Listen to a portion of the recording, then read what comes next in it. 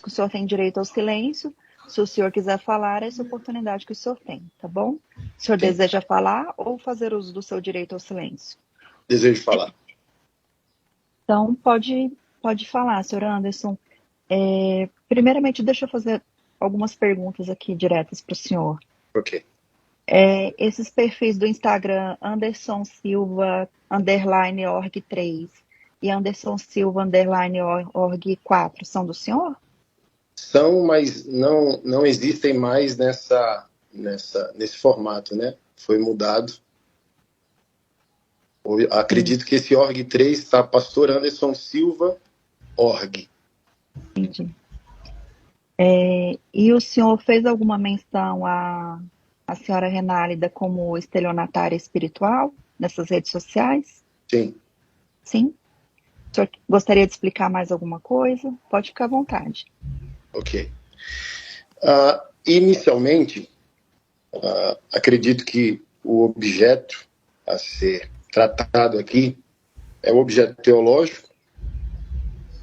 E quando eu me posicionei, e me posiciono sempre como pastor nas redes sociais, intencionalmente eu fiz uso de um tipo penal inexistente, né? O estelionato existe, mas o estelionato espiritual não. Então foi uma terminologia, por assim dizer, para que eu me referisse ao que a pastora Renálida representa, sem ofendê-la e sem, aspas, afetar o ordenamento jurídico do nosso país, né? Nem cometer um crime.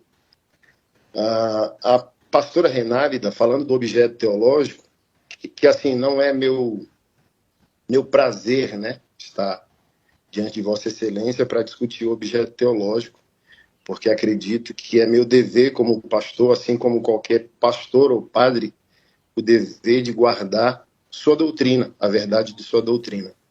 E a pastora Renálida, ela representa uma geração de falsos sacerdotes, principalmente no ambiente virtual, que por causa da baixa educação, principalmente do meu Nordeste, né, sou nordestino, usurpam da boa-fé de pessoas. Excelência, faz um respeito, né, Excelência? Não, doutora, ele está exercendo o direito de defesa dele. Mas não está sendo defesa. Eu não posso cessear. Ah, tudo bem. Principalmente pelo baixo nível de educação do nosso povo nordestino, usam da fé, prometendo aquilo que o sagrado não prometeu, prometendo aquilo que Deus não prometeu, em benefício próprio. Não apenas eu, mas inúmeros pastores, se as excelências assim pesquisarem, né, doutor Pedro, ou a senhora também, vai perceber que eu não fui o único e eu fui o mais ameno, porque a minha exposição, ela não feriu a dignidade humana de Renálida. Ela questiona uma suposta sacerdotisa espiritual. Então, toda a minha conduta não foi para ferir a individualidade, né, dela, como pessoa, como cidadã. É um pastor questionando outra pessoa que se diz pastor. Porque se a senhora comparar a abordagem sacerdotal, doutrinária, né, assim como as excelências são senhores do saber jurídico, nós pastores somos senhores do saber teológico. Então, um juiz sabe definir o que é um falso juiz, assim como um verdadeiro médico sabe discernir um falso médico. Então, um pastor que está sendo fiel à doutrina evangélica, assim como o padre que está sendo fiel à doutrina católica, saberá o que é a verdade e uma mentira de alguém que diz professar isso. Então, inúmeros pastores foram agressivos com a pastora Renálida, chamando ela de estelionatária, de fato, para pior, chamando ela de Gretchen Gospel, a profeta sensual, uma sacerdotisa que se porta de maneira inadequada nas redes sociais.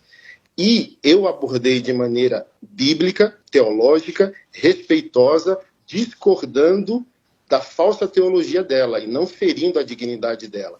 Então, para eu encerrar essa parte aqui, por exemplo, acredito que ela está divorciou do marido dela esse ano passado, mas se as excelências pesquisarem os vídeos dela no YouTube, os vídeos dela são pautadas em quê? promessas em nome de Deus. Faça um voto com Deus, por exemplo. Qual é a sua idade? Sua idade é 40 anos, você vai fazer um voto com Deus de R$ 40 e a promessa vai se cumprir. Então, eu, como pastor, questionei, Deus está recebendo esse dinheiro que você está supostamente extorquindo do cidadão brasileiro? E as pessoas colocavam esse dinheiro, se for pesquisado isso aqui no processo, no CPF dela ou do ex-marido dela. Então, primeiro ponto, não eram...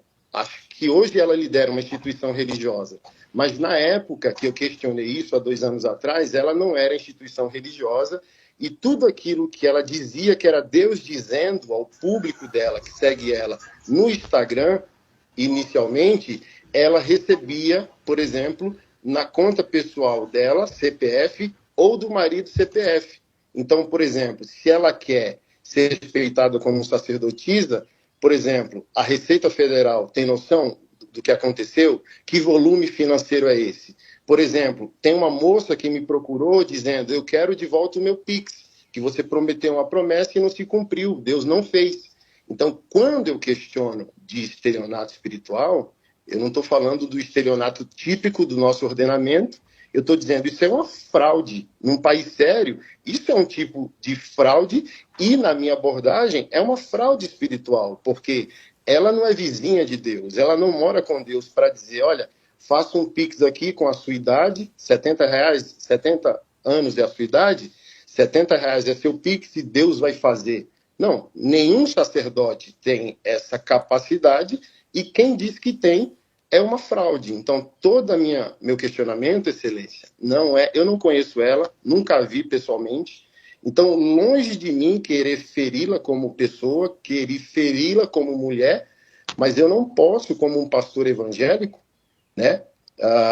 Sou considerado um pastor sério nesse país, já preguei a palavra de Deus em mais de 40 países. Se a senhora pesquisar meu nome, ele vai estar associado a polêmicas, inevitavelmente, mas hoje eu sou um pastor que lidera 40 projetos sociais aqui no Distrito Federal, cuida de mais de 300 mães de autistas. Então, eu julgo que eu, não me julgando superior, sou um pastor evangélico e não posso permitir que o meu povo seja facilmente enganado por falsas promessas, porque até mesmo, para eu concluir, me permita, o dinheiro sagrado, o dinheiro da religião não é para ostentação pessoal.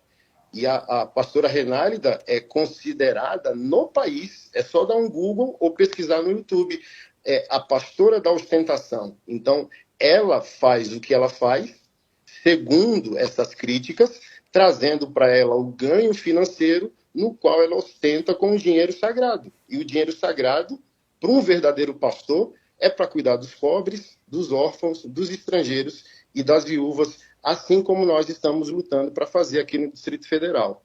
Então, eu, Excelência, estou aqui pleno de minha consciência, como pastor, como um cristão, como um cidadão brasileiro. Então, eu estou aqui disponível às duas realidades. Respeito o meu país, respeito o ordenamento jurídico, respeito a Constituição. Se as excelências acharem que o meu posicionamento teológico fere o ordenamento jurídico e fere a dignidade dela como cidadã, eu estou aqui disponível e submisso a arcar com as consequências do que falei. Mas a minha consciência de fé e pastoral e moral não me permite não crer dessa forma. Eu creio dessa forma e ela é verdadeira para mim. Assim como é verdadeiro para mim o ordenamento jurídico e a nossa Constituição, e se assim os magistrados entenderem que extrapolei o que é devido, estou aqui também para arcar com as consequências disso.